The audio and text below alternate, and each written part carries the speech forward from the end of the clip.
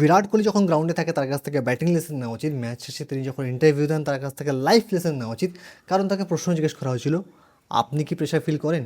বিরাট কোহলি বলেছিল, pressure is privilege. ভাই, প্রেশারটা আমার কাছে সৌভাগ্য। লাস্ট আইপিএলে দুটো ম্যাচে আমি 2-0 আউট হয়ে গেছিলাম। চাইলেই প্রেশারের মধ্যে হাল ছেড়ে দিতে পারতাম, কিন্তু আমি এমনটা করিনি। ব্যাট হাতে প্র্যাকটিসে গেছি, বারবার প্র্যাকটিস করেছি, হার্ডওয়ার্ক করেছি, কারণ আমি জানি আমি ভালো খেলি এবং টিমের জন্য গ্রাউন্ডে আমি কী করতে পারি সেটাও আমি জানি। ভাই, বিরাট কোহলিকে এর আগে আমরা বহুবার প্রেশারের মধ্যে দেখেছি। 2014-তে ইংল্যান্ড ট্যুর হোক, 2020-21-এ একবার সেঞ্চুরি না মারা হোক, অথবা জাস্ট 6 মাস আগে অস্ট্রেলিয়া ট্যুরে দুবার 0-তে আউট হয়ে যাওয়া হোক, প্রত্যেকবার বিরাট কোহলি প্রেশার ফেস করেছে। এবং এই বিরাট কোহলিকেই বহুবার আমরা প্রেশারের মধ্যে থেকেও ম্যাচ জেতাতে দেখেছি।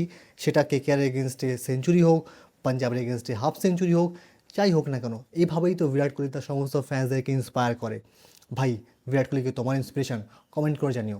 ভিডিওটা ভালো লাগলে লাইক সাবস্ক্রাইব করো।